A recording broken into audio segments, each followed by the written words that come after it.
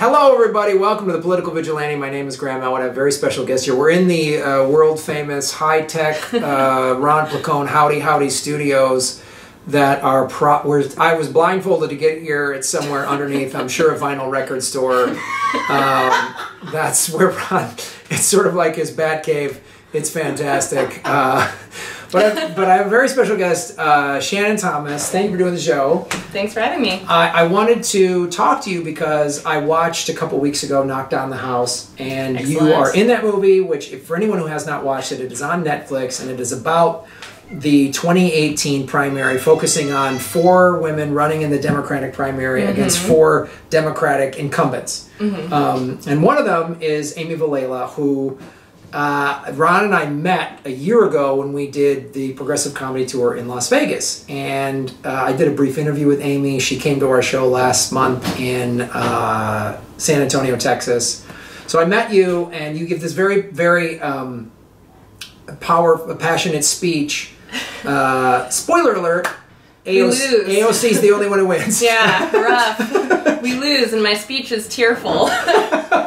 So I wanted to talk to you, you know, because I got crazy respect for Amy. She is such, like, her story, and we knew that, you know, when we met her, of like her child died because she didn't have health care, and that's why this is like such a personal fight for her, which I think is so many people that were like felt cheated or let down after 2016 got in for very personal reasons, and you see the very personal reasons of these 4 women. Paula Jean, coal mine, I think that's a great story. AOC, I didn't know all of, like, you see her waiting tables. And stuff about her dad, and I mean, everyone goes through loss, and I think in the 2016 election year particularly, anyone who's gone through any sort of trauma that's been affected by politics and like policy has become personal in their lives, a lot of these people got into running races out of survival. Like, there was not another option, or at least it feels that way, because everything's crumbling around you. It's like, okay, well, you can be terrified, leave the country, or do something about it. And yeah, I really respect Amy and Paula and Alex and Corey, because they are the sort of people who got up and did something about it. Yeah, it was really, like, especially, I mean, listening to AOC talking about what, you know, can't afford. I was working for a non-for-profit and struggling. I think she did, her parents, her mom was struggling to make mortgage payments. Man, I lost my home as a direct result of kind of Bush, but mainly Obama, just letting the banks do whatever they wanted to do. It was started by Bush, but Obama didn't fix it. He made it worse. And, like, I was having this, it became a heated argument with a friend of mine recently. Why I'm just like, I can't support these corporate Democrats. I won't do it. I can't do it. And he was like, whoa, is anything else bothering you? And I was like, what else needs to bother me other than my retirement getting taken up in the wind because both parties are in league with the banks? So, like, it's like you say, it's why I started doing this show. I was on Jimmy Dore's show in, like, late November, early December of 16, and he asked me before we recorded, so how's your condo by the beach? And I said, oof. And I told the story, and he goes, you got to tell that story to everybody. And every time I tell that story, people come up to me and tell me their bank screwing them over foreclosure story. So you see how personal it is. So it's great that you bring that up. So I want to ask you this. Yeah. First of all, what was your personal story that made you decide to get into it? Have you always wanted to work in politics and work on campaigns, or? Not really. Definitely not on campaigns. I was like one of those kids who grew up with the West Wing, and I know it's like the neoliberal Aaron Sorkin wet dream, and like everyone hates it now, but I loved the West Wing growing up, and I wanted to do something to heal the world. I thought politics might be that avenue, and which is ridiculous now looking back because there's not so much healing going on. But I did want to work in policy, so I was focused on international affairs. I was doing Israeli-Palestinian conflict negotiations. I lived in India for a year doing sexual violence prevention. But then I was in grad school during the 2016 election at Harvard Kennedy School. I hate saying that. But then Trump got elected, and it was like, well, I could move to Beirut, like my Arabic is a little bit rusty, or I could stay here and do something.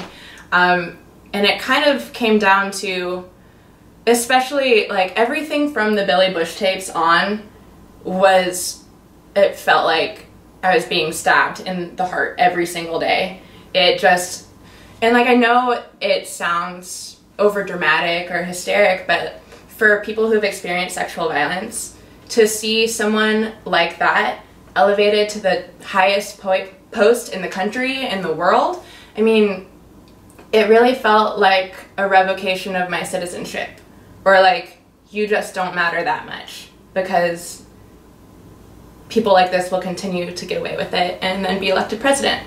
So my personal thing was being raped in college shortly before my senior year, and only recently now realizing that it was an experience with roofies and like running away and getting taken back, and just like the audacity of the fact that some people are seen as less human than others was made forcefully aware to me.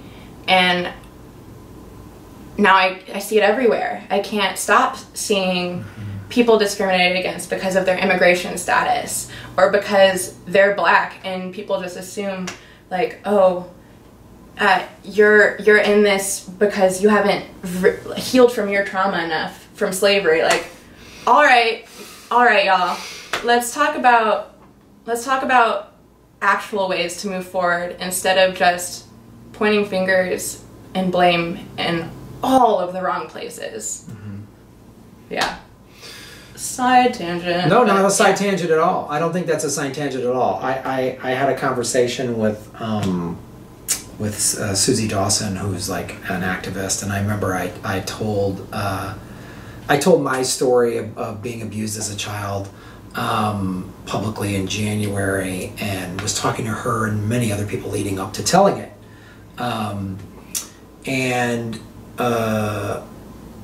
She said, you know, Graham, it's very common for activists to have had some type of childhood trauma because there was such a sense of injustice that was put upon you. Yeah. Whether it happened as an adult or as a child, you know, somebody in a position of power took advantage of you. In my case, it was this woman that was a friend of my mom's, and I was 3. And I'm so sorry that happened to you. It's, thank you. The world is shitty. The world is shitty. So there is this, I think, innate. As I've done more of this in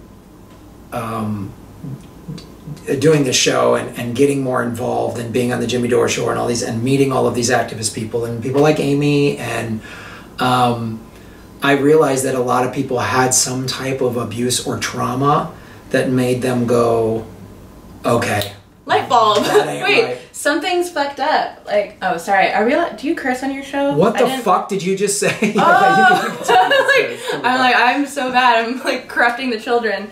No.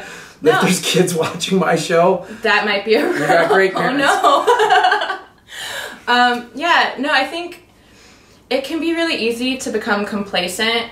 And especially, like, I grew up in a pretty comfortable middle-class suburban background. Yeah, my family was from all over the world, but, like, I just thought I was a normal American. It takes something really shaking your world to see that it's not just the stuff that affects you. It's the stuff that affects everybody, because, like, you can't only be fighting for your one agenda. If you are only fighting for women's rights, or only fighting for economic empowerment, or only fighting for LGBTQIA, or, you know, racial injustice, or they're all connected. And yeah, I don't know. Everyone I know has gone through something, and it's a matter of trying to empathize with that and be humble enough to listen and appreciate.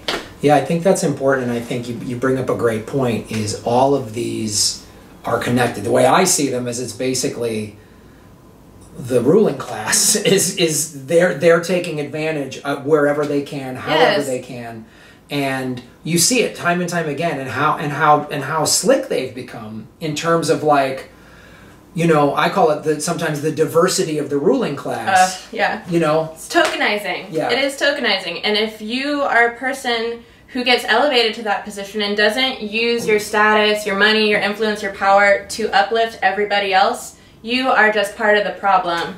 And yeah, I don't know, seeing, for instance, the Congressional Progressive Caucus and the Congressional Black Caucus and every single Democratic organization that supposedly fights for the things that I care about. I mean, Barbara Lee, I went to Berkeley, like Barbara Lee, come on girl. They all come in and endorse in the primaries. They endorsed Stephen Horsford. They sent, you know, $5,000, $10,000 PAC contributions. And Stephen is a black man. Respect. But being a person of color, being a minority, does not give us license to then reinforce all of the bullshit that has been heaped on us, just on other people. Just because you got out doesn't mean everyone else should.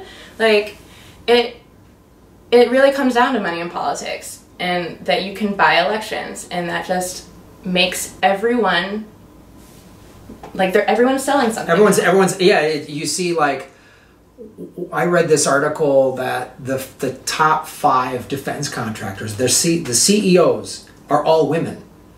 And this woman who wrote this article was like, and women and children are affected the most by war. Yes. These women are not going, well, now that there's a woman in charge, we're gonna stop with the war and everything else, and we're gonna go for you know, peace. And no, keep bombing, keep waving the flag, get that stock price up, and it's like, well, yeah, oh, it's a bummer. So I did like a lot of work in like gender, international conflict stuff, and they actually find that in some cases, women who get elevated into a structure that is still in like patriarchal, military, industrial complex, all that nonsense, you end up overdoing it because you're trying to prove that you're not lesser than, that you're just as hard as the boys, that you're tough. Like women being soft on crime or soft on terror, you're like, oh, like, are you okay? Like, you're cute. Like, so sorry. So people end up going the completely opposite direction and being worse than our male counterparts. So it's not just about getting women into positions, getting minorities into positions. It's getting the right people from those groups into positions. Like, yes, we do still have to do some affirmative action work, in my opinion, to even get to a place where the playing fields can start to be leveled. But it can't just be like, oh yeah, you have the right genitals or the right skin color, and therefore you're going to do a good job. That's definitely not how There's it no works. Shortcut to integrity. No. There's no shortcut to integrity. Or intelligence, or compassion, empathy, any of that. And a lot of the people don't have it. They've been groomed for it. They were raised in the structure of the ruling class, then they're going to just go figure out how they can just extract profits from the 99% whatever way. So let me ask you this as we wrap up here. Did you come out of this seeing you saw like Democrats that you thought were going to really be on your side just back the incumbents, and you saw sort of the reality of this? Did it sour you? Are you done working in politics? Do you want to work in it more now? I mean, like what did you come away with emotionally and professionally from that experience? It was really disheartening. It was really disheartening, honestly, to see all of the people that, you know, being a student of political science, being someone who's like a nerdy politics person, I had thought that those were the people who were kind of the good guys. Seeing how little they cared about Amy and her story, there was no vetting done in this process. There was no like, okay, well, we should give a call to all of the candidates and see who might actually be good for the seat. It's like, no, Harry Reid gives instructions, we vote, we put money where money goes. $100,000 in independent expenditures for TV ads shows up overnight. 30,000 new, you know, mail-in ballot voters show up. Like, if you have the money, you can completely transform and weigh the scales in like under a month. If we had had just another $100,000 in that last month, things might have been different. But like now coming out of it, I couldn't work for most of the people I used to respect. Like, a mentor once told me, like, you have to hire your boss. And I would not hire 95% of the people in government right now. Like, I would not feel comfortable going to work for them because I don't want to have to put my morals, my integrity on the line for someone that I don't believe in. You know, like, I'm willing to give up my life savings to go work on Amy's campaign, not take salary for a couple months, whatever, because I believe that she is a person who's going to stick to her guns and actually listen to constituents. I do not have the faith in a majority of politicians. Like, even many of the progressive ones are actually horrible people.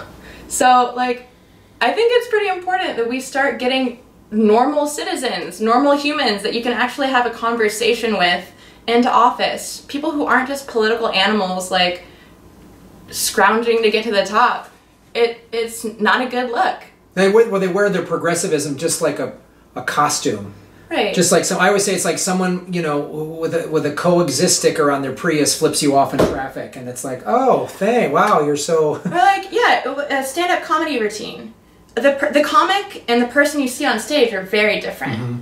So many people are playing a part in their political roles and don't take any of what they say into action in their personal lives or how they construct and run their campaigns, their office, their politics. If you don't live your principles, you are not on the same side with me. You are taking advantage of the term grassroots, of the term, like... It's just a marketing ploy at this point. It's not like an actual, you believe it. Yeah, I'm like getting emails from the DCCC, like, support our grassroots movement, alarm bells, like the FEC deadline. I'm like, yeah, right, grassroots movement, come on. Who gets to claim that word now? Like, people, so be careful what you buy into, even in the progressive movement. Like, actually do your research on these people. Do your research on where they're getting their money from, especially, because that shows you a lot of where their policy and their attention is going to be focused. Yeah. Just by necessity. I say it on the show all the time. I say, look at their voting record, look where they get their money from. That'll tell you exactly who they are and what they're about. That's it. Don't watch their Twitter feed. When Dianne Feinstein was like, no torture, and then she confirmed Mike Pompeo to be the head of the CIA. Boo, sorry. Where can people, if they want to follow you online or anything like that, where could they... Okay, I am at Shannon A.Y. Thomas on Twitter, I think, and Shannon A. Thomas on Instagram. Okay. Knock Down the House is on Netflix, though. Check that out. It's a fantastic movie. It's a great documentary. It's the way it was put together. As someone who loves docs, I've made 2 docs. I love them, and just the way they tell the story, especially when you know going in what's going to happen. If you follow politics at all, it doesn't matter. You see how it's done. You see the behind the scenes. You see the people, and what their personal struggles are. It's a fantastic movie, and she gives a great speech towards the end. One last quick pitch. Keep an eye out for Amy's book that she's writing, a little behind the scenes situation. Corey and Paula Jean are already running again, and my homie Anthony Clark in Chicago. Go support. If you are not already invested in candidates, 2020 is coming up sooner than you think. Go donate $3. $3. It honestly makes a difference. Yeah, support these candidates. They're awesome. Thanks for watching, everybody. And you can also support me at patreon.com/GrahamElwood. Ron Placone and I are going on the road Progressive Comedy Tour June 12th through the 19th. Thanks, Ron. He's in the next room. In this fantastic studio that's underneath the vinyl record store. So, yeah, go to Graham... He's doing inventory. Go to GrahamElwood.com for all the Progressive Tour dates. Thank you so much for watching. You're making Gotham great again. Adios. Gotham, yes. Yeah. Here, I'll...